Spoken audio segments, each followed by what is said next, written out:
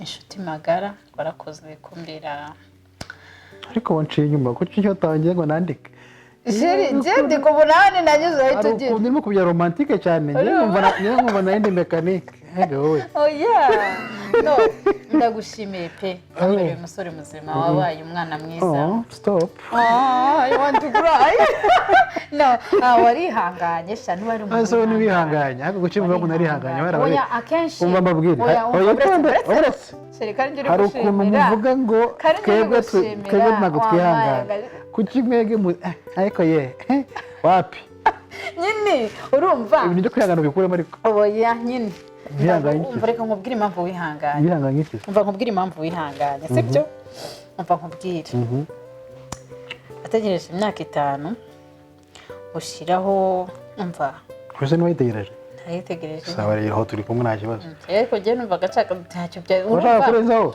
uretse se nkubwire umukobwa ara ako umugore oya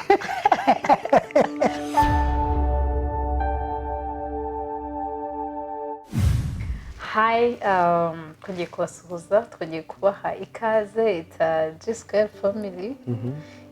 Turashimana ko twongeye kugaruka. Tuvuye he? Tuvuye he? Twari tumaze igihe ntago mbizi. Ariko nyine haraciye igihe kinini cyane. Kingana gute? Kingana almost 1 month and a half. Cyari igihe hari haciyemo igihe kinini cyane. So cyari byumugisha cyane rero twongeye kugira umugisha kugira ngo tubasuhuze kandi twizere ko muri amahoro aho muherereye hose twizere ko bashima Imana barakomeye rwose nongere kwifuriza abantu bose bibarutse bagize ubukwe tubabwire felicitation nawe felicitation wagize ubukwe nawe felicitation wabonye umufasha ese niba mubonye abonye umutware harya oya ntabwo ari umutware abonye umufasha oya se ka ese stimuhaka Kinyarwanda se umva kitumva ibi nyine Kinyarwanda umutware ni umutegeka sibyo ni umutegetsi urumva kandi hano ntabwo dutegekana nta muntu utegeka niyo mpamvu rero ubwiye nimba warabonye umufasha nanjye nabonye umufasha shose ibyo bintu bavuze bibaho we nyine urumva iyo uvuze umutware nyine numva hajemo ibintu bya oda ca kora iki ariko nubwica Ikinyarwanda ariko nyine shyiramo logique nawe wumve ariko cyangwa se wumva atari byose ariko no ubuzima twakoze twuzi ko nyine logically nyine shyiramo logique nyine yego n'umutwe w'urugo nyine n'umutwe w'urugo kera umutware niwe wabaga ari umuntu uyoboye agace igihugu umudugudu umuntu wese uyoboye witwa umuyobozi umutware rero byajyaga bigeze no mu rugo none wa undi uyoboye famiye yabaga ari iki mutware w'urugo atwaye urwo rugo urumva ariko iyo ushyize mu logique usanga none harimo igitugu babikunda sava batabikunda nkatwe rero nta kibazo twahe natwe ntabwo ntwara naho ntwara nawe mudugudu urumva ugiye gutwara iki we are colleagues. We are partners. We work together. That's good. Yes. Kugira ngo abantu bifate nabi. Oya ndakeka tubisobanuye byumvikanye. Okay, according to us, twebwe nuko nyine twahisemo ariko according to me, nyine ko mbyambyumva. According to you. I don't know if you are comfortable. Yeah, abandi it's okay. That's okay. Good. Ariko abandi nyine nimubyumve nabi cyangwa mubitware. Oya abandi mukoze mutware rwose muyobore mutegeke nta kibazo. Muze kugira umuntu wese agira uko atwara urugo. Yeah. Komeza bayobore. Yes. So how was it? How was your new life? What? Yes. New family. How is it? Tell me. Bimeze bite? Nyuma yo kuva hariya mu rugo ukaza hano mu rugo, how are you feeling now? I'm feeling okay. Are you okay? Sobanutse ko nari sorry. Ufite isoni? Bamubwire. Ubwo nyine hagiye ubwo yeah, I'm feeling okay. Cyambere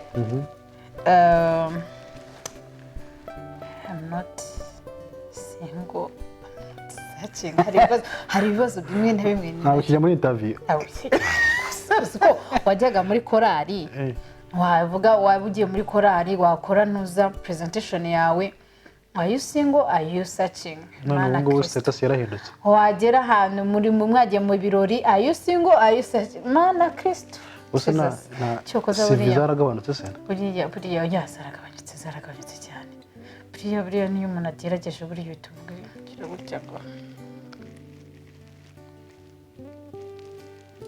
hari ibibazo na bimwe nakibasha gusubiza, hari bitakikureba bitakindeba pe sike bitera ishoti ikindi kandi hari n'umuntu kubaza ikibazo nawe areba ko wambaye impeta bose bashaka iki buriya, hari urabona niyo uhagurutse ntabwo abantu bakubaza byinshi uriranga mu yandi magambo, uriranga urigaragaza. Ikindi kandi mana cyokoza abantu bagiteta bubahwe, si byiza cyo.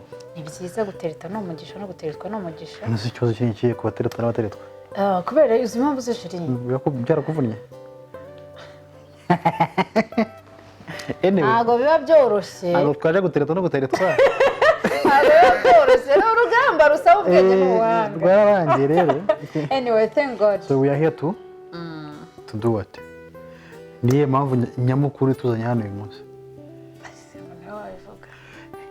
Okay. So impamvu nyamukuru nyine twaratekereje tubona ko ari ngombwa ko dufata umwanya tugashimira abantu babanye natwe muri gahunda z'ubukwe bwacu kuva ku munsi wa mbere kugeza busohoye. Turi hano kubwo twumvishe nta kindi kiganiro twakora isibye gushimira cyane. Twambaje ikiganiro tuvuge dushimira abantu, hariho benshi batatashe ubukwe sheri babyifuzaga, ariko ntabwo ari twebwe. I know hariho abo tutabashije kubwira kubera igihe, sibyo kuko I think ubukwe bwacu bwapfuye inshuro nyinshi zigera kuri zingahe? 3 zigera kuri 3. Okay, ni 3 kwa 12 kwa 3 kwa 6. Kubera covid ntabwo byari byoroshye. Ntabwo kubera ko yari yanyanze ni covid. By the way, thank you so much for being here.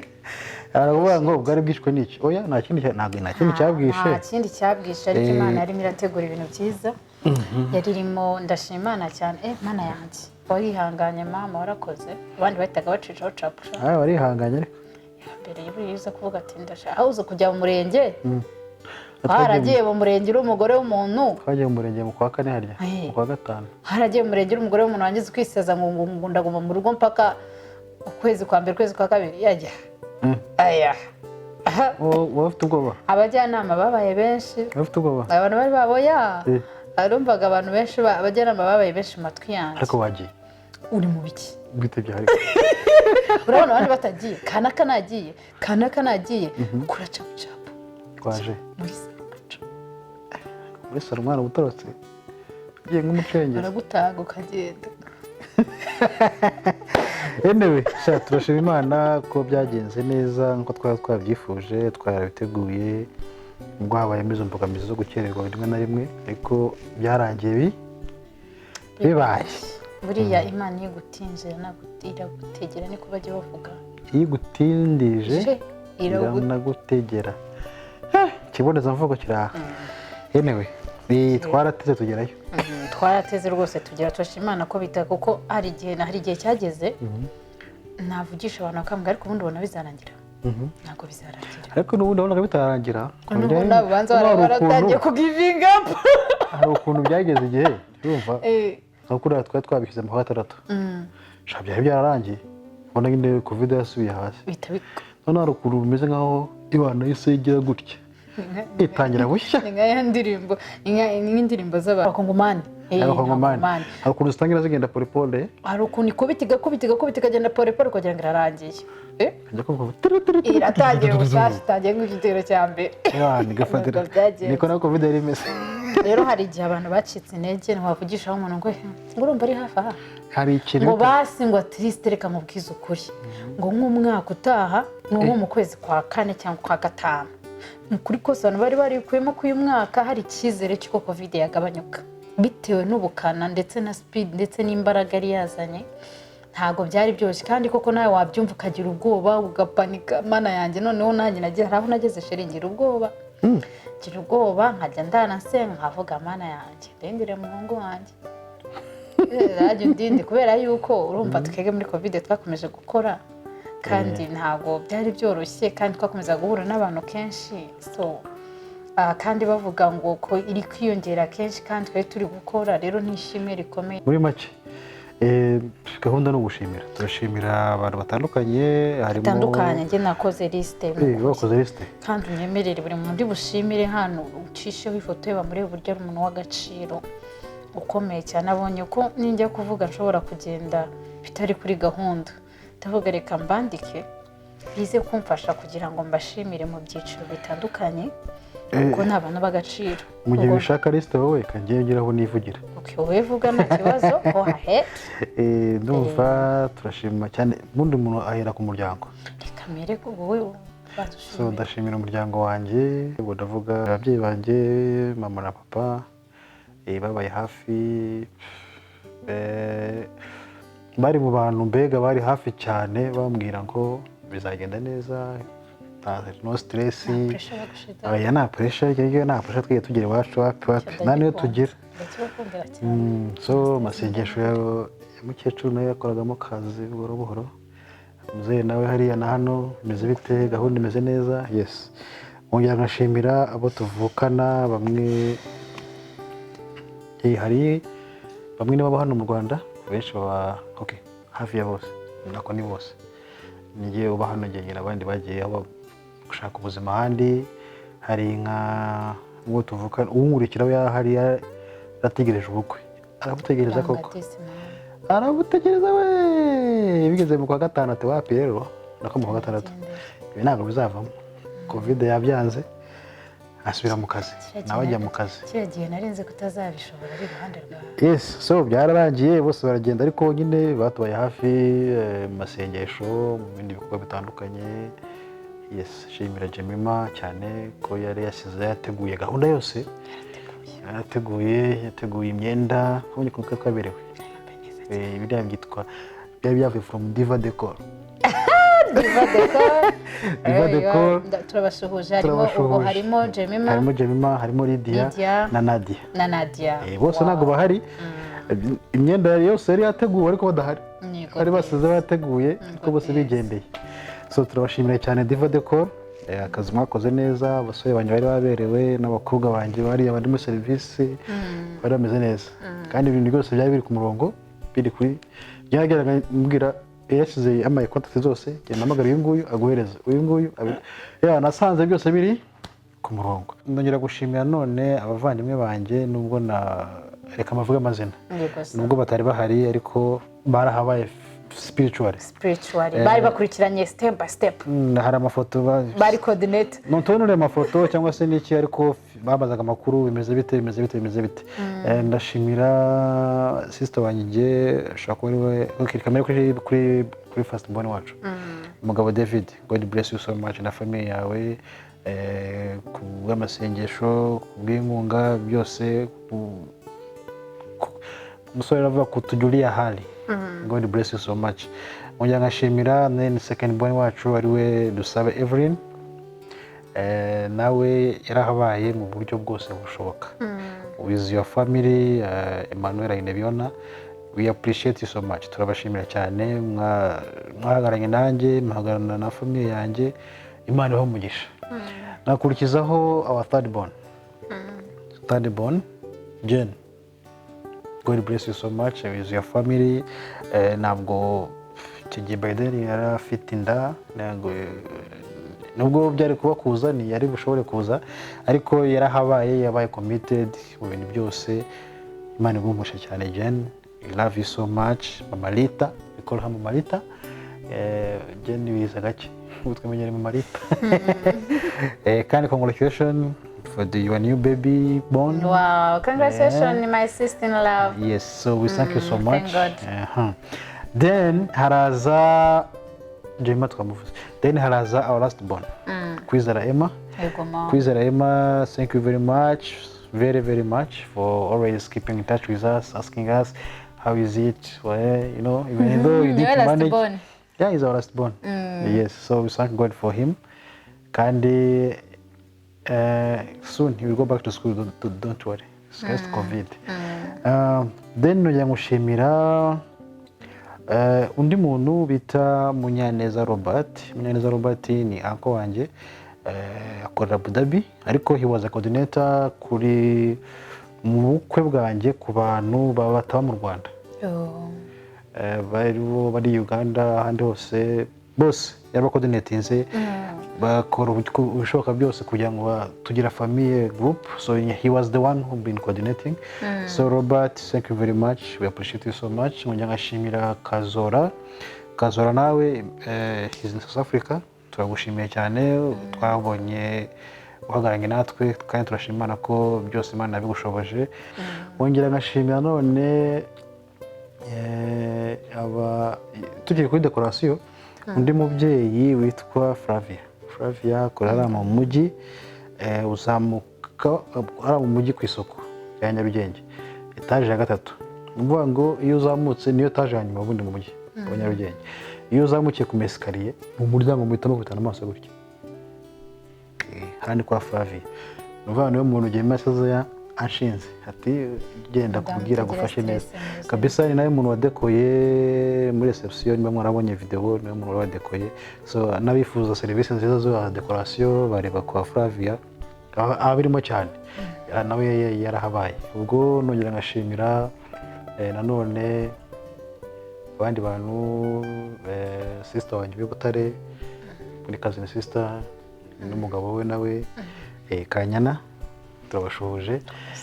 Ngongera ngashimira undi mubyeyi butuvugana nyakwigendera yatuvuyemo mu anti wanjye yitwaga Marwan.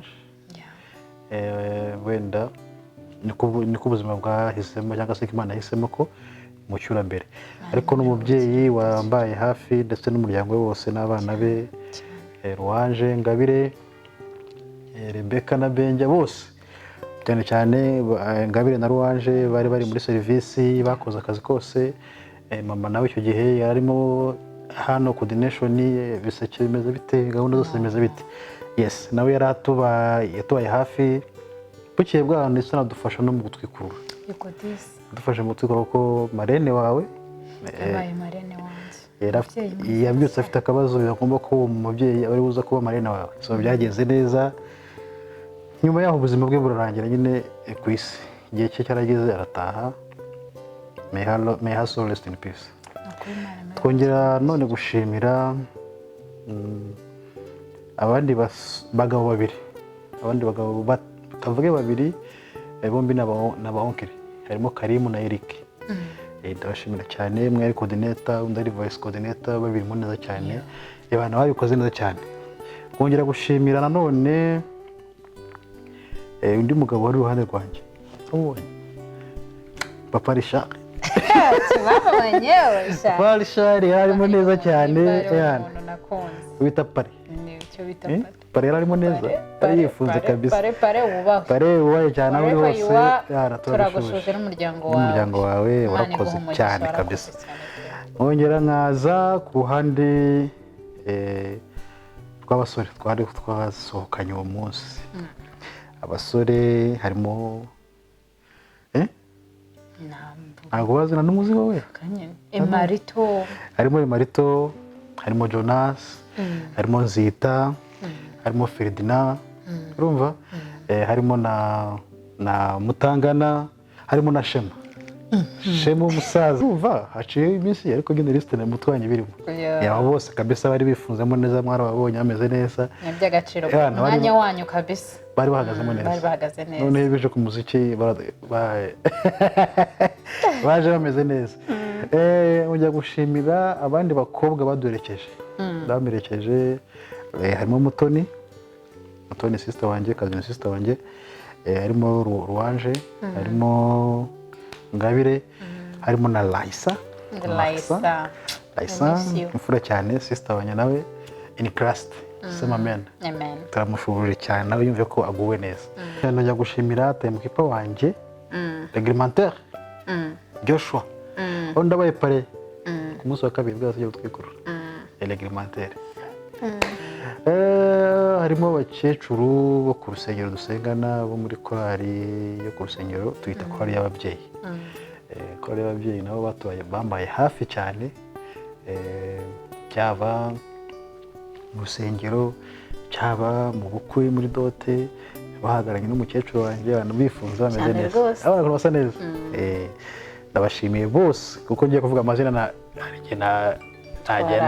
ntagenda hari unsimbutse, ariko reka mvuge ko hari muri rusange ko hari abategereje Imana ibahe umugisha cyane. Muri rusange se pastor itorero oya nari ndi kuri korali, ndaza kuza kwitorero nyuma yaho. Yego, nkongera nkashimira none kundi ruhande abasaza bahagaranye natwe nyine muri gahunda yo gusaba na process yose. Pastor Gaba Imana ibahe umugisha cyane, onkiri Munyankindi nawe ndamushuje cyane, umusaza Manase nawe yarahagaze neza, Imana ibahe umugisha. Nanone nkongera nkashimira abantu baho muzatuye hari Kabuga, abaturanyi cyangwa se inshuti n'abavandimwe batuye Kabuga. Imana ibahe umugisha cyane. Nkashimira none uburyo babanye na muzehe bakabana nanjye mu gutegura yaba financial bakasponsoringa ibintu byose barabikoze. Nongera gushimira none undi muwonkere Ntambara Charles nawe tuyari Kabuga, nawe yakoze akazi kandi yadufashije muri byinshi, yabanye nanjye from the beginning kugeza ku munsi wa nyuma. Nkongera ngashimira undi mutantine ubundi tumwita Nyarupango, niko nakuze asanga yitwa nimba ibyo izina rye simbizi. Nari ndamushimiye cyane, ndetse n'umuhungu wacu Salomo Inkoramutima, nabo barahabaye. God bless you so much. Ngongera nkashimira no ku itorero ndashimira itorero ryanjye, ni itorero navutse nsanga harimo siho navukiye ariko niho nakuriye. N'ababyeyi basanze banasengera. Oya niho tukiva hakurya mu mahanga dutashye mu Rwanda, niho twasengeye bwa mbere dukomereza kugeza n'uyu munsi. Itorero rya EPR Kabuga, Egihiza Percepteur ndi Rwanda. Urumva? Yes, ndashimira cyane ubuyobozi bwaryo ko bwatubaye hafi from day one, bambwira ati okay ibintu byose ni ibyacu turabikora kandi bagenda neza. Ndashimira cyane ubuyobozi bw'itorero harimo Pastor Olivier, ndamushimiye cyane ko yagaranye natwe mu gusezerana, niwe mu wadusezeranyije. Ndashimira none kandi na mwarimu wa church, nawe Imana imuhe cyane. Nkongera nkashimira none undi mu pasiteri Pastor Teresa mama wabwirije. Yego, Pastor Teresa nawe warakoze cyane. Imana ibahe umugisha cyane. Naguhamagaye nyuma y'imyaka nk'ingahe tutavugana, hafi y'ingahe 10 yari nyine kuko iwacu baragenda pastor bakabimura ariko nyine narabubwiye ndikana kati se ni mwebwe. Yasa avuga ati ntugire ikibazo, ndetse no muri dote nzaza na reception niba ngomba nzaza hose yarahabaye. So God bless you so much pastor wanje, I love you so much. Nkongera nkashimira none korali Agape.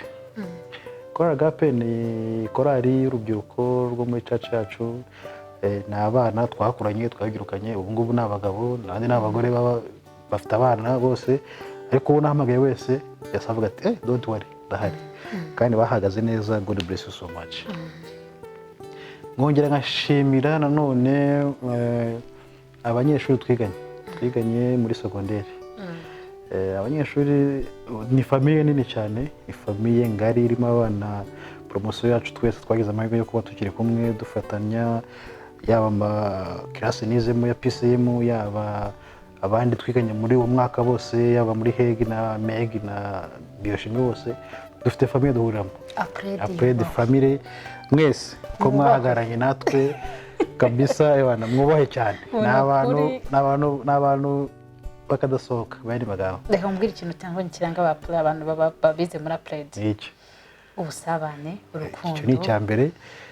urukundo baramenyana naho umwe wenda yaba yarigaga hega undi akiga pesi ibyo ntacyo bitubwiye fa kohereza aciye hose tuguru umuntu nka Pedro uri umuhungu wa Karisi ubundi wari sawa cyane so bagaranye natwe mu bintu byose bishoboka yaba financial yaba harimo abana benshi bari muri protocol warababonye baje guhagarara natwe uvuga ngo ni famille nini yaje nakunze applaud kubera uburyo nababonyemo sinda ukereka nkubwira na abantu muhura bwa mbere niyo waba umeze ute uhita ujya muri system ukuri kose kamubwira buri muntu wese wiza applaud sinzi niba ariko wese buri muntu wese ariko ameze ariko no kuri kose numvishe mbakunze cyane nimba ariko bose umutima nasanze muri bari ariko bameze ukuri muri abana beza nuko tumeze siniko twamutumeze na shitani twigirira yes abana bikundira so applaud family ndabakunda cyane peace yemo namwe kandi nabizi ko mbemera cyatare undi abandi bantu kubaza nyibusera nyibeze peace nizi imibare ariko nta yapuritse akazi abuzano nyapurika imibare nanye barendayize ariko peace cyari yarancanze so hanyuma now I have to put it in English please try to speak Ruzungu. Yes, now this goes to my brother Thomas Moha. Yeah, Moha. Yes, he's a very good friend of mine, coming from Switzerland. That word is very complicated. Swiss. He's a Swiss guy. Yeah. So, brother Tom, thank you very much for keeping me and my wife in your heart, always remembering us, and for taking your time to come to Rwanda for our wedding, even though you were not able to attend because of the situation we were in by then. But we thank you so much for everything you did, for the love you showed us. Yes, we really appreciate you so much. For contribution. For the contribution, for everything. Yeah. Yeah, even that goes to my sister also. Do you know her? I think I know. Have you met her? No. Yeah. Yeah, you've met her? Sure. Yeah.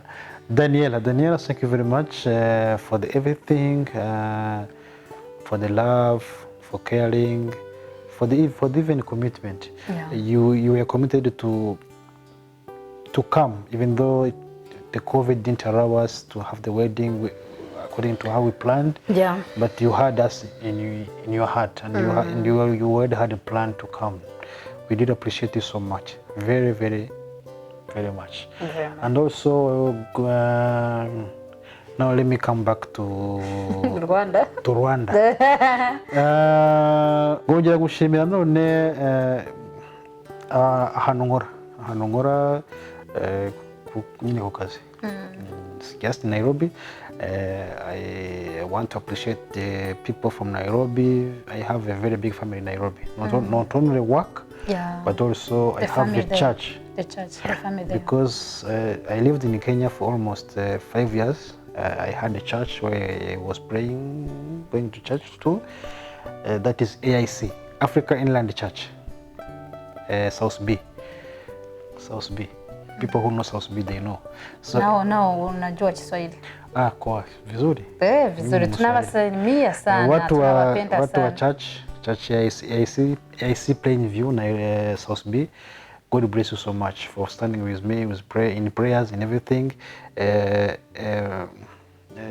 Mokorari, there is a choir, worship team. God bless you, and also there is a group of youth that I also participate there. Even though I'm here, I still the member of the youth. Hey. Yes. You are a singer. Yeah, no, I'm not a singer. I was just a member. A member? Yes. I like doing wiring things, so I was part of the technician team. Okay. Yes. And also I thank Levland Simeon Andela is a very good friend of mine. Thank you very much. And also talking about my work, at my work, I really thank people that I work with. Lillian, thank you very much, and as an entire team that we work together. God bless you so much for standing with me. Yeah, I want to really thank the team from the Royal FM. Royal FM also, yeah. Big up to you, thank we you. both worked at the same station at Royal FM and Royal TV by then. Yeah, so she was working on Royal TV, I was working on Royal TV, also later, and Royal FM. So I want to thank the team from Royal FM for standing with me, yeah, sure. especially for those who made it to our wedding. Yeah, I want to really thank the Maureen, Tisu, thank you very much. Thank you so much. Jackie Lumbasi, thank you very much for coming. That is also Shema, who was part of the part of the team. The guys. So guys from Royal, we really thank you very much for standing with me, for standing with us, for supporting us in one way or another. We did appreciate. Muri rusange ku giti cyanjye ndashimira umuntu wese wafashe umwanya we, yaba n'amafaranga ye cyangwa se icyeke cyose cye kugira ngo ahagarane nanjye cyangwa se ahagarane natwe muri byose. Ndabashimiye cyane. Wow. Yes, ndumva nawe ntabwo aho gace kawunyuramo mu gihe nanjye mu gihe ugitekereza abandi nishaka mu mwanya gishaka abandi. So first of all mbanje gushimira cyane buri wese waguhabaye iruhande nanjye. Guys, aho muri hariho hose kuri side zombi, Imana ibaha umugisha. Narakoze kumuba hafi. Hari igihe cyageze nge nawe tugasa nkaho tusa nkaho umwe yabaye bize mu byo undi yabaye bize mu bye, ariko nkajyaga mpangayikishwa cyane nawe cyane kubera yuko urumva ba brothers ba sister bawe bose ntago bari mu Rwanda.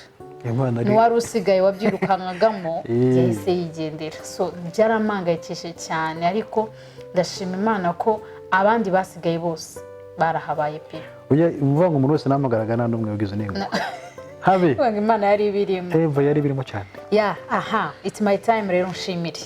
You're welcome. Yeah, it's my time. Ariko mbere yuko nshimira munyemerere mbanze nisegure kuri buri muntu wese kuko nabonye message simbizi, ariko hari nabonye message nyuma yaho se wakoze ubukwe kucyo utadutumiye ibiki n'ibiki. Nimba uri mu bantu banzi mwana bafitiye telefone mu bantu b'inshuti zanjye, nkaba wenda byarandenzeho cyangwa nkaba ntarabikubwiye bikaba byaragenze gute pe, sabye imbabazi, mumbabarire, mutubabarire. Ku rundi ruhande wenda banakumve cyangwa se batwumve, kubera ko hari icyo bitaga yellow paper. Yellow paper mwese murayizi. Yellow paper yajya gisohoka after 2 weeks. Mvuga ngo twago turi standby kuri yellow paper. Yellow paper irasohoka niki? So kubona cyangwa se kuburi standby gutubwira abantu bose umwanya byaga bigoye. So natwe ntago ari twebwe. Urumva twiteguye mu cyumweru kimwe. Sibyo? Twabiteguye mu cyumweru kimwe. Koze bishoboka ngiye nayipostinze kuri statut, ubwo abantu batari bafite mbizi ntago babibonye. Hariho abantu nabo baba bakeneye invitation kandi mu by'ukuri invitation kandi banibuke ko invitation twakoze itariki zari ziriho ntago twakoreye ubukwe. Yes, ntago twakoreye ubukwe. Rero mutubabarire. Mukuri rwose nimubabare, murumva ngo si ngo contribution yanjye ari ukugwe nabihoya mukomeze muzize nta kibazo nago tuzanze. Mukuri mu muzo rukinguye nago tuzanze mu by'ukuri nabyo byabishema kandi no gusurwa n'umugisha. Ni karibu mu rugo iwacu rwose, muhawe ikaze. Nimugira umutima mubi ntago twakanga kugutumira, ntago nakanga kugutumira pe, ariko mugomba understanding the situation twari turimo pe, sibyo? Nabo barabyumva n'abantu bakuru sibyo? Gusa muhawe ikaze. So mbere na mbere rero ngewe ndabanza gushimira Imana cyane cyane cyane cyane from deep of my heart. Ndashima Imana cyane ko yabaye mu nguni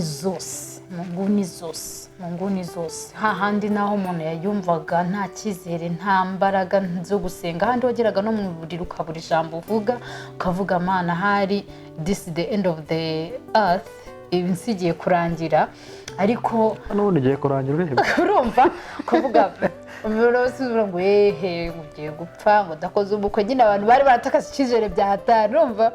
So urumva byari mu bihe bigoye cyane kandi abantu barabaye baracitse intege, hari ukuntu mind zabo zagiye zitakariza icyizere. So nagera mu cyumba nkavuga Mana urabizi. So ndashima Imana cyane ko yandinze ikaturinda muri biriya bihe, ikarinda umutware wanjye, ikarinda patana umufatanyabikorwa umufatanyabikorwa ubundi ikinyarwanda cyuzuye si washakaga ntakibonye umufatanyabikorwa ikakurinda nanjye kandinda ubundi wowe uri umunyamabanga nshingwabikorwa your intercessor your wife so prayer partner aho ngaho tugiye mu mwuka cyane tugaruke mu buzima ndashimana rero cyane ibi ngibi mbivuga ejo bundi ngira ngo uyu mama yarapfukamye aravuga ngo nahize umuhigo ngomba gupfukama nkawukigura rero hari sinzi umunsi sinzi isaha ariko Imana aho iherereye rwose yumve ko nyishimye ndayishimye cyane pe yakoze imirimo abana abantu batari bukore yashubije yaremye icyizere aho kitari kiri kandi simbizi ibyumve nihaye icyubahiro mu mutima wanjye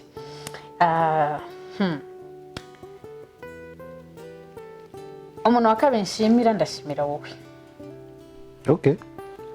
moi aussi warakoze warakoze kwitwara neza warakoze kumbera inshuti magara warakoze kumbera ariko wanciye inyuma ko cyo tangiye ngo nandike ndi ku bunani nanyuze ahita ugira urimo kubya romantique cyane ngiye nkumva nayindi mekanike wowe no ndagushimiye pe wambereye umusore muzima wabaye umwana mwiza stop you want to cry no warihanganye sha n'uwari umuntu so niwihanganye ariko gucimva ngo narihanganye oya akenshi umva mbabwire oya hari ukuntu muvuga ngo twebwe ntabwo twihangane kuki mwege ariko wapi nyine urumva ibintu byo kwihangana bikuremo ariko oya nyine umva reka nkubwire impamvu wihanganye wihanganye iki umva nkubwire impamvu wihanganye sibyo umva nkubwire ategereje imyaka 5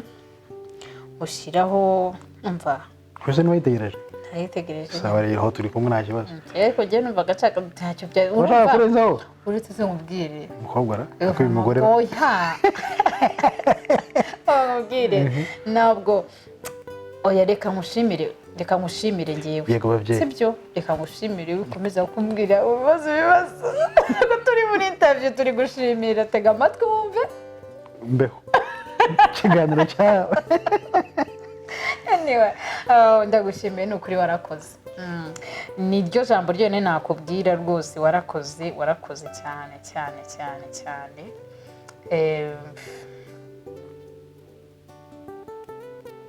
nuko nyine Imana iguha umugisha sibyo Imana iguha umugisha ku bwa byose byagiye biba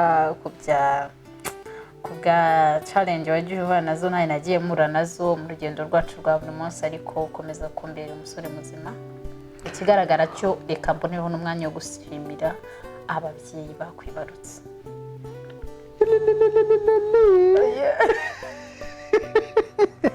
mabukwe nande atawuke niko bivuga ayishobora bivuze kugira ngo nyine ufashe kubera kuri patana kuko haregeye mbivuga ukanseka niko bivuga ayishobora ngo ninde nande yabuze ubwo nyine ngo ninde nande mabukwe ndatabuka nayo ikinyarwanda cyavuyemo Imana ishimwe ko bivuze ndabashimira cyane ndashima ko babyaye umusore mwiza kandi bakamuha uburere nkeka ko uburere ufite atari ubwawe wenyine ubwo wakwiye ku babyeyi na mwarimu wahise wo ku ishuri cyangwa mu rugo nabaye iminsi ingahe iminsi myinshi buri muntu yabaye ese n'ubwoye burere uzi rero ngewe cyangwa ni primaire nayize muri interina umve ko nabaye mu rugo secondaire muri interina kaminuza nawe ndambuka nimero mu rugo naze gake ariko nyine nibo bakubyaye nibo bakurize nibo baragira ngo mubwire ko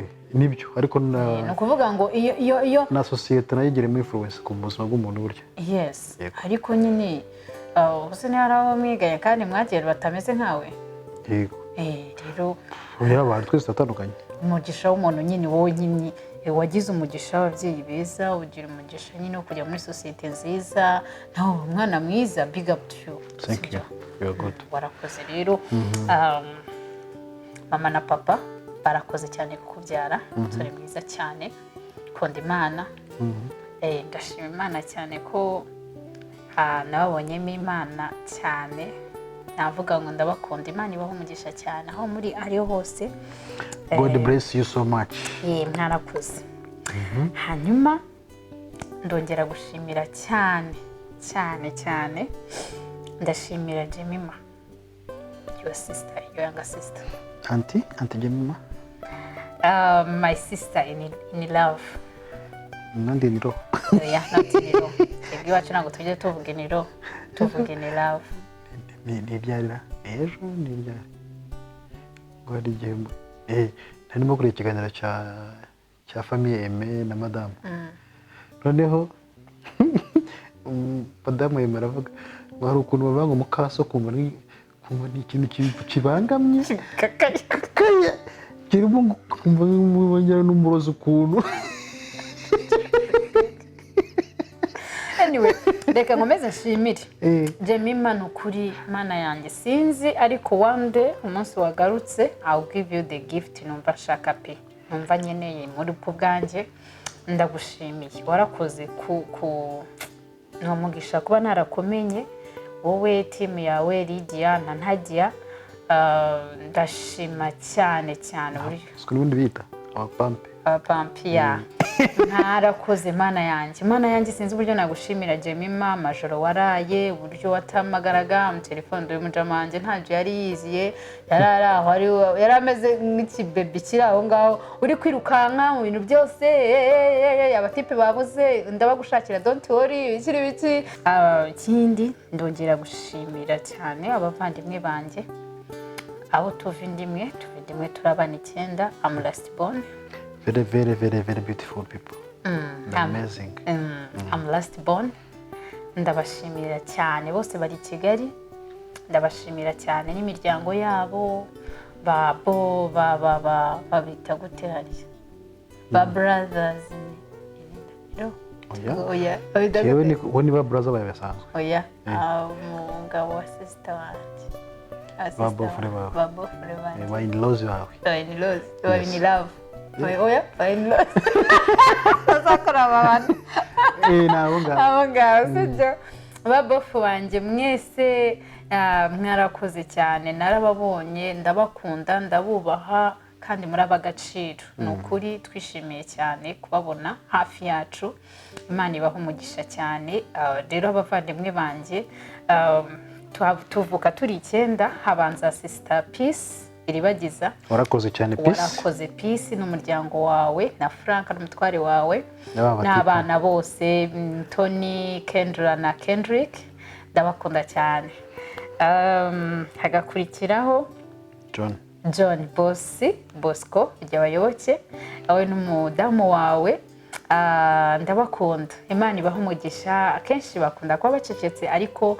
n'abantu bagaciro kandi bajye babura mu kintu cy'umuntu runaka ikintu cyose bakizamo so ndabashimiye cyane boss my brother n'umudamu wawe Imana ikomeze bagire neza mwarakoze uwa gatatu ndashimira Benoni Kamari Benoni n'umuryango we n'umudamu we n'abana be beza cyane mwarakoze cyane mwarakoze oya nasimbutse uretse gato komeza nacyo bakurikirana mvuye kuri boss komeza Benoni umurangize boss yavuyeho haza kabisa tukomeze kuri Benoni tumurangize tujye kuri Sam Benoni warakoze uri umuntu witanga uri umuntu ujya mu bintu byose ukabijyamo bose baragucanze mama bora ngo ibuka amazina yabo rekirejo urumva uri umuntu witanga mu kintu cy'umuntu ukakibamo so uri umuvandimwe mwiza uri inshuti nziza buriya umuntu ikintu aba akeneye cy'ingenzi ni umuntu kumubona hafi ye kandi abushyigikirwa so ndagushimiye na madamu wawe mwarakoze narababonye mwambereye umugisha cyane ndabakunda noneho uwa gatatu ari wa kane ngo ariwo twageze gutya brother Sam we special let me talk to simbizi uburyo nabivuga ariko ndagushimira niwe nabaye niwe twakoranye niwe wandeze niwe navuga ko mbere ari uwa kabiri sibyo twabyeyi bo babanye twakuranye tugira ibintu byose wowe n'umudamu wawe mwiza cyane Ange mwarakoze cyane mbere na mbere tukibana twebwe na Sam na Angel, reka nshimire n'umukobwa we Ingabire Angel, umukobwa wanjye. Ni ukuri Imana ibaho umugisha, ni umugisha mwambaye hafi. Ubwo urumva nibo birukanse mu bintu guhera ku munsi wa mbere kugeza kunuza. Rero ni umugisha, ndabakunda. Imana yo mu ijuru, simfite ijuru ngo ndibahe, ariko ndaribwifurije ibyo mwakoze byose guhera ku munsi wa mbere guhera kugeza umunsi w'ubukwe.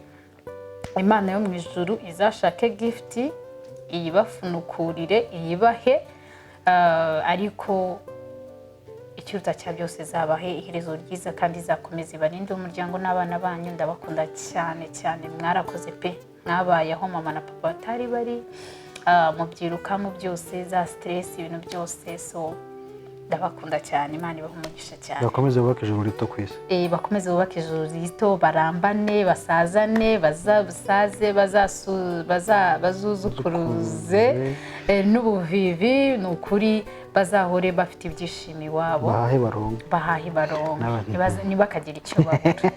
Hanyuma Imana ibaho umugisha. Usimbuka noneho tugende neza. Ngiye kuri my sister witwa Hope. Ono wakangahe wa gatanu. Harya ni uzamo gutya hano hagati y'abandi bakurikira. Hope wa gatanu. Hope my sister ntabwo yabashije kuza kubera ko yari afite akabebe.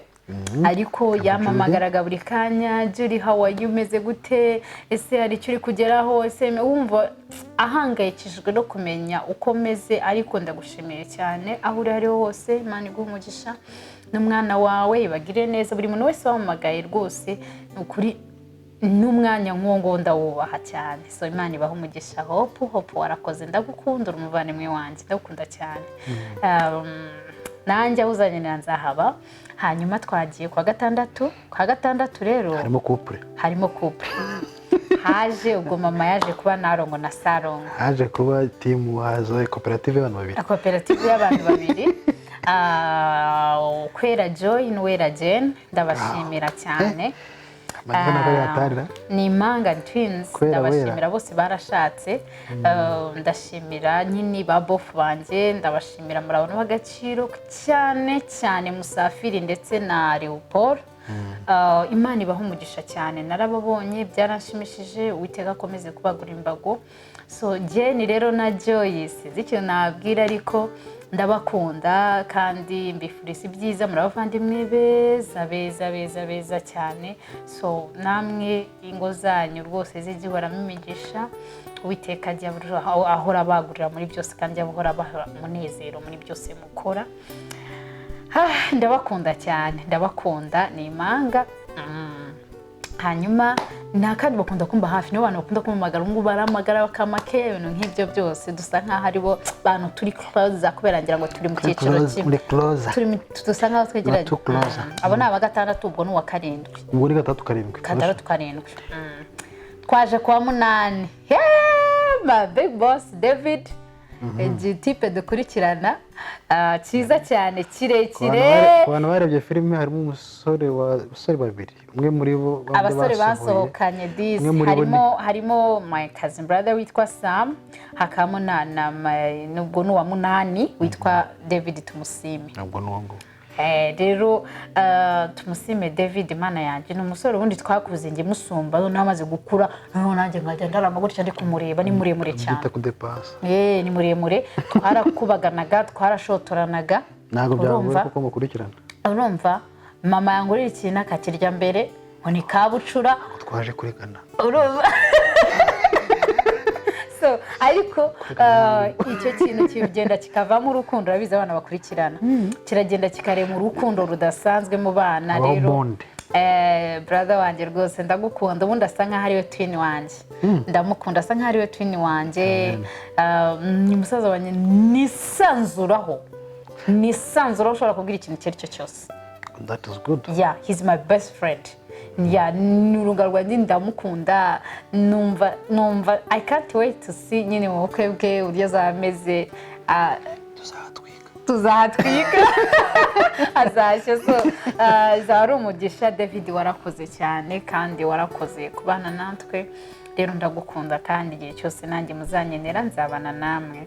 Hakaza rero njyewe nawe bwawe urishimye ndishimye boy ni ukuri shimire pe ariko ngo ko yandinze wabaye umuntu wadaje guhera mu bukobwa bwanjye guhera nyiri umwana piwati ntabwo nigeze nkubagana nk'akabani ukubagana nabaye akana keza sibyo nabaye akana keza cyane good nabaye akana keza ndashimana sinigeze nsibira mu ishuri uko wenda nari ngize gute ariko nta shuri na rimwe yaba primary yaba secondary yaba university ntabwo nigeze nkora retake ntabwo nigeze nsibira so everything God ko yabanye nanjye nkiga imyaka ingera kuri ngahe hari 10 n'ingahe iyo yose ntayirangiza so ndashima Imana cyane ku bw'ibyo hanyuma rero mwese ndabashimira abavandimwe ikindi rero ndashimira mama na papa from the deep of my heart databuke n'amabukwe mama papa baherereye hariya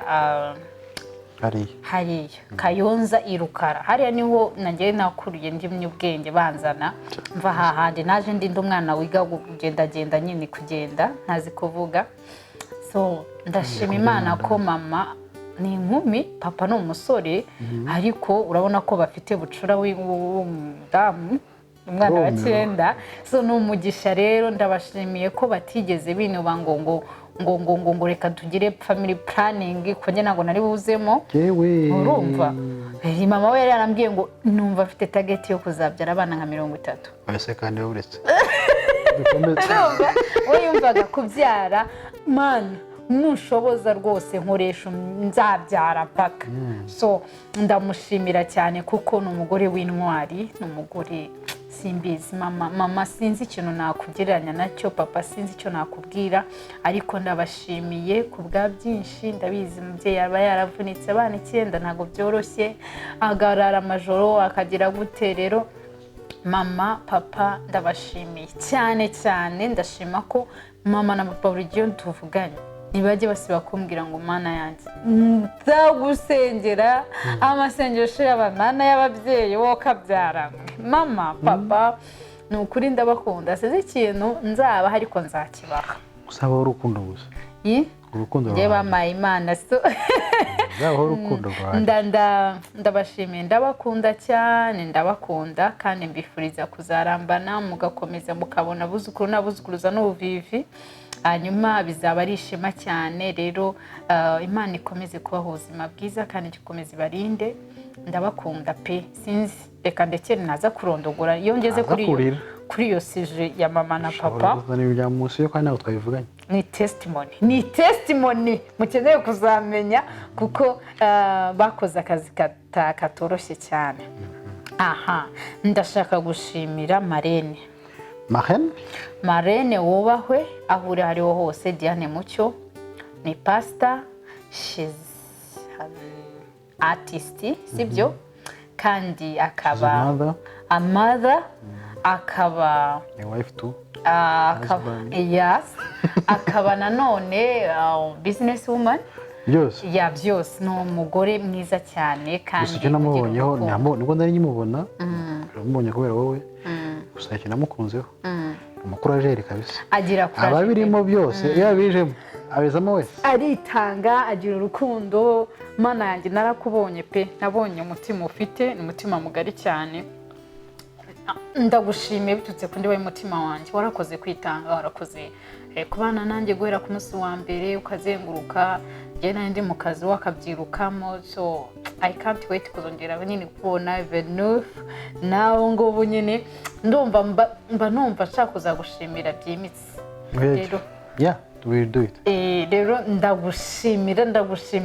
ndagushimiye warakoze kumba hafi Imana yo mwijuru guha umugisha aho uri hariho hose nkwifurije kuzabona ijuru n'abana bawe Imana igibaho ubwenge n'umuryango we wese hanyuma rero ndashimira ku ruhande abasaza bose ba onkle banjye umusaza mukuru nasagambe witeka guha umugisha umuryango wawe wose buri gihe cyose ikintu cyose kibaye umuryango Mana yanjye simbizi afite umutima wagutse cyane cyane cyane rero hari igihe ubona ibintu umuntu akora bikavuga man I wish nanjye ko ntagera muri iyi myaka nanjye ndi umuntu koko uzagera mu urumva nshimwa like nkora ibintu ushimwa n'abantu by'ubutwari. n'Imana. Yes. Icyanditswe twese kuko ni intangarugero.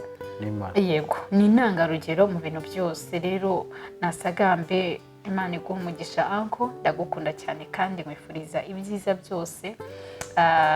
N'umuryango wawe ndabakunda, narabonye numva birashimishije. Muzabona abuzukuru n'abuzukuruza, bizaba ari umugisha. Hanyuma ndashaka gushimira my aunt, ndamushimira, bamwita Auntie Mauwa.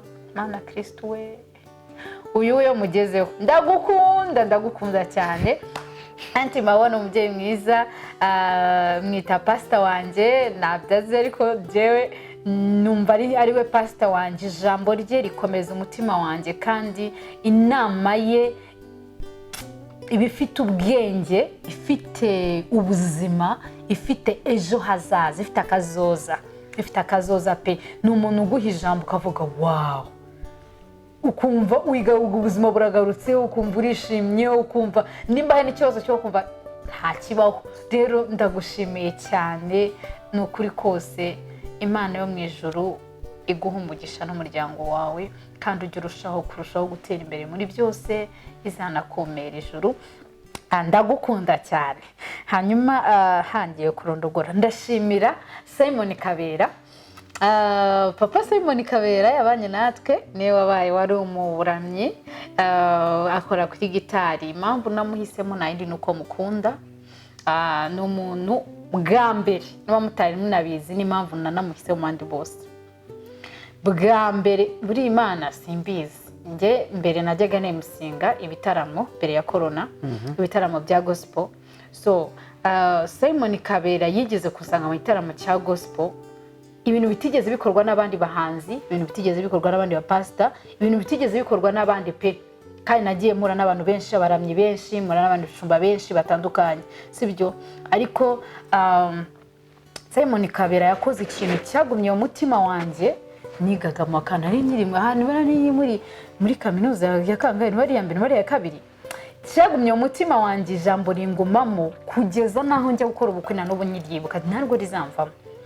Icyo gihe twakoze concert ndayobora, ndangije bamuha ijambo ngasengere kwa kundi usoza concert. Ahita afata mikoro aravuga ngo ndashaka Juliet atambuka imbere. Simon Kabera ashobora kuba atabyumbuka, ariko njyewe buriya njyewe hari ikintu kitari kipfa kumva mu mutwe. Rero yaramfukamije arambwira ati reka mbabwire, ndashaka ko umwana w'umukobwa apfukama hano. Uburyo nabonye yayoboye, uburyo yitanze, uburyo akora ibintu neza, uburyo umva aravuga nje ati ndashaka ko tumusengera twese tumurambikeho ibiganza. Aravuga ati Juliet, nta kindi kintu ufite naguha, ariko ngiye kugusabira umugisha uturuka ku Mana. Wow. Ndagusabira kuzagira urugo rwiza. Which you have now. Yes. Kuzagira urugo rwiza kuko niryo juru rito muri isi. Amen. Niryo juru dufite. Niryo ntabwo musabira, yes, ibindi byose ni inyongera, ariko ndagusabira kuzagira urugo rwiza rufite amahoro, rufite umva. Simon Kabera yasengeye urugo, nanjye numva ruracengeye muri njyewe. Umva ko rugeze rurinjije. Yaransengeye anyaturaho umugisha, umugabo w'Imana. Imana yo mu ijuru iguha umugisha, warakoze kandi uri mu bantu bitanze kugira ngo babane nanjye. Ntabwo byari bikoroheye, ariko we n'umuryango wawe nzabasura, nzaza tubashimire. So mbashimire, mbabwire ngo isengesho ryawe ryarankurikiranye pepe. Mfite umuryango ushimishije, unezerewe cyane. Ndashimana ko rero buriya ntabwo navuga ko uri muri bamwe batumye ntekereza cyane kuri ibyo bintu. Rero warakoze cyane kubw'isengesho ryawe, na n'ubu ikindi mu mutima wanjye buri gihe cyose ndavuga Mana, urugo Simon Kabera yasenze rugiye ruhora mu maso yanjye kandi koko. So ndabishimira cyane, ndagukunda. Imana iguha umugisha n'umuryango wawe n'abana bawe, Uwiteka ajye akomeza abasetse. Ndashimira abakobwa twabanyambariye bose, ndabashimira yaba ari Ingabire Angel twarakoranye ndagukunda cyane you know my daughter I love you so much na Rona ndashimira Rujema ndashimira Sharon ndashimira Violette Violette ndagushimira cyane buriya umuntu naguha umwanya we umunsi wose guhera mu gitondo kugeza nimugoroba uzabimwubahire kandi uzabimukundira aba ari igikorwa cy'ubutwari pe ndabashimiye mwese bakobwa beza namwe mbifurije kuzagira ingo nziza kandi aho muzanyenera hose nzahaba special ibi ngibi kamivuga NB ndashaka gushimira umukobwa la mama Delphine ndagushimira cyane Delphine wase alta aka bamenya hitmaker ndagushimira sheri wanje warakoze cyane yari coordinator abakobwa bose yagiye mu bintu byanjye abijyamo abigira ibye urabiza abakobwa ukuntu nyine bagira ukuntu make up batinda ibintu nk'ibyo ariko warabakarumye ukajya ubibutsa ukabapima imyenda ibiki byose amaherena inkweto mwabonye ukuntu bari bifunzemo boko niwe wazirukankagamo z'ama Air Force zose sindazibona hanazibuze so thank you so much Delphine uri umukobwa mwiza uri umukobwa w'intwari aho uzanyenera hose trust me I'll be there nukuri kose n'umutima wanjye wose rero ndagukunda cyane Imana iguha umugisha ubutwari wanyeretse nuko n'imbaraga wanyeretse ntago nabyibagirwa rero ndagukunda cyane kandi Imana igirushaho kugirira neza aha ndashimira abamama banyambariye mwarakoze cyane mwarakoze Matwine mwarakoze Ange warakoze cyane Madame Benoni mwarakoze Liliane Mekazine warakoze cyane Imana ibaho umugisha ndabakunda cyane ndashaka gushimira abantu dukorana kuri side zombi Artists and Life thank you so much ndashimira by'umwihariko Becky thank you I love you so much you're my sister ndagukunda warakoze cyane ku yindi side nayo ndashimira mwarakoze buri muntu wese buri tafari yashizeho uko yagize kose aho mwakuye aho ntarinde aho mwasohoye mugatanga Uwiteka abaha umugisha pe n'abatabashije kuza barabishakaga Imana ibaha umugisha reka nshimira abantu bose bitabira ubukwe bwanjye baturutse ahantu nkorera ndashimira big up to you umuntu witwa Remi ndagushimiye cyane David thank you so much bucyana Sharon Keza thank you so much mwarakoze cyane guhagararira abandi kubera wenda covid abandi bashobora kuba barabishakaga ariko ntibyakunda namwe ndabashimiye Imana yo mu ijuru ibaha umugisha ndabakunda cyane hanyuma ndashaka gushimira MC wayoboye Uwiteka guha umugisha cyane ndashimira n'uwayoboye reception mwarakoze cyane kwitanga ndabakunda cyane Uwiteka abaha umugisha mwarakoze kubw'akazi keza ndashaka gushimira abantu bakoze muri protocol ndetse na service mwarakoze pe ntago nabavuga mwese ariko muri abantu bagaciro mwarakoze cyane gisabo mwiza wanje warakoze DC Justin Uwiteka gaho umugisha nuko shushu wanje mama sweetheart my daughter shushu Rusaro nukuri Imana iguha umugisha warakoze cyane nawe nabonye ukora akazi katoroshye Uwiteka gaho umugisha cyane ndashaka gushimira TLC my choir ndabakunda reka nshimire mbonereho gushimira by'umwihariko umubyeyi wanjye Bishop Samedi wa Miracle Center nukuri urukundo wanyeretse wowe na Shyaka urukundo mwanyeretse rwarahebuje pe nababonye mu rusengero ndi kwinjira numva ikiniga kiramfashe ndabakunda mwarakoze cyane mwarakoze kuhagarara nanjye ndabakunda cyane TLC rero makwaya simbizi uburyo ntabita ariko muri aba friend banje muri inshuti zanjye ndanabakumbuye ngubu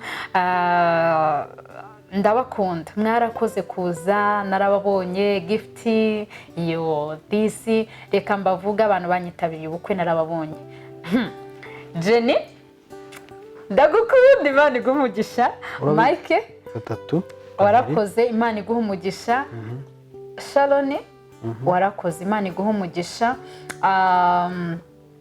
ahera ko tabibagiwe. Marion, thank you so much mama sweetheart, warakoze. Ufite guha umugisha cyane. So narune mana yanjye Roni andi oya ino umutiyos na Roni, warakoze cyane. was like Roni this my brother, warakoze cyane. Imana iguha umugisha. And your girlfriend Fiona, nukuri mwarakoze, nabahaye invitation kandi murayitabira muraza muripimisha covid. So thank you so much, ndabakunda kandi namwe ho muzanyenera, I'll be there. So Uwiteka abaho umugisha. Hari ibindi nibagiwera arawibutse haramukoze ndashaka gushimira by'umwihariko my cousin sisters bose aho baherereye.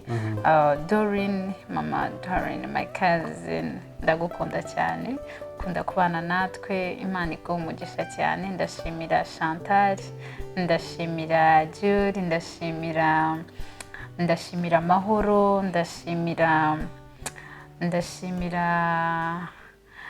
mama Shushu, ndashimira my brother Papa Shushu. Ndabashimiye cyane, mwarakoze famille muri rusange, ndabashimiye cyane. Ndashimira my aunt Tengera, Uwiteka guha umugisha cyane. Ndashimira my uncle JB, God bless you so much, I love you so much cyane. Ariko Imana yo mu ijuru ijye ibaha umugisha muri byose. Ndashimira my aunt Christina, ndagukunda cyane, uri umuntu ukunda ko tuba hafi kandi uri umubyeyi mwiza, uri inshuti nziza. Uwiteka ajye guha umugisha kandi arusheho kuguha amahoro yo mu mutima ndetse no kuguha ibyishimo. Ndashimira aba aunties banjye bose n'aba uncles bose, ndabakunda kandi aba uncle bose n'aba aunties bose n'abakazini bose n'aba friend bose, ndabakunda cyane. Imana ibaho umugisha cyane. Reka nshimire Imana na nibagiye umuntu w'ingenzi mu buzima bwanjye. Niyo nkuru Lucky Fiona. Yesu araye koko Fiona ntabwo ari umukire. Mama sweetheart, ntabwo nari umukire Fiona sheri, ni ukuri Imana Yesu we umukunda sabizi, arabizi ko tumukunda cyane. Ni umuntu umujama wacu, umujamenti wacu, umupampe. So turagukunda cyane, yaradusuye, yabanye natwe, yabanye nanjye. Uriya ni umwana wa zamani wa primaire, twaryanye mandazi, twaryanye twakoraga ceceka mu mufuka.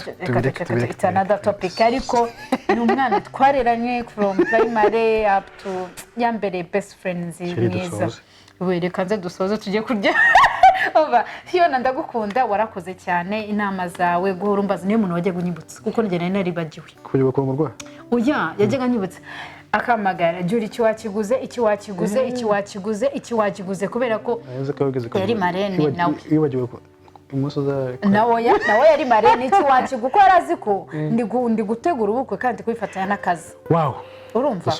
So Fiona ndagukunda, warakoze cyane kumba hafi. You are my best friend, ni uri inshuti nziza. Nuko Mana yanjye nuko bitakunda, ariko ubukwe bwawe Mana yanjye nzabana nawe, Mana yanjye we. Imana iguha umugisha na mama wawe, ndabakunda cyane. So contribution yawe rwose narayibonye from day one to the day yesterday. Thank you very much. Dusoze. So ndashimira cyane team yari inyuma y'amafoto, amavideo yose. Niyo nuza yanyuma dushorejeho. Patrick, Imana iguha umugisha cyane. Bertrand, Imana iguha umugisha cyane. Abantu team y'umucyo studio, mu team y'umucyo kamvudire hamwe muri rusange, team y'umucyo studio mwese, God bless you. Photographe mwese kandi mwakoze akazi keza, God bless you. So nabandi bose tutavuza amazina, mwihangane kabisa, suko wenda ni iki kintu, ariko nyine hari ukuntu byakujabutse. Arigiye karavuga kandi ubwo zaho umuntu abigize big deal. Ariko nta mpamvu, sibyo turabakunda kandi twarababonye, twabonye urukundo rwanyu, twabonye neza yanyu, twabonye amasengesho yanyu. Mana turabakunda cyane kandi amasengesho yanyu akomeza tubeho, na tuzadukomeza tubasengere. Turabakunda. So now we can say bye-bye. Bye-bye. So, Bye. see you next time. Next time. We are coming. We are now here We to are stay. here to stay. For the first time, mbere byari birimo ku akabazo ari kure nange ndi hano nari hariya ubu turi hano Byaragoranaga guhura. ubu turi hano turaje Ariko guys we are coming rero Imana ibaha umugisha turabakunda. see you bye Bye bye.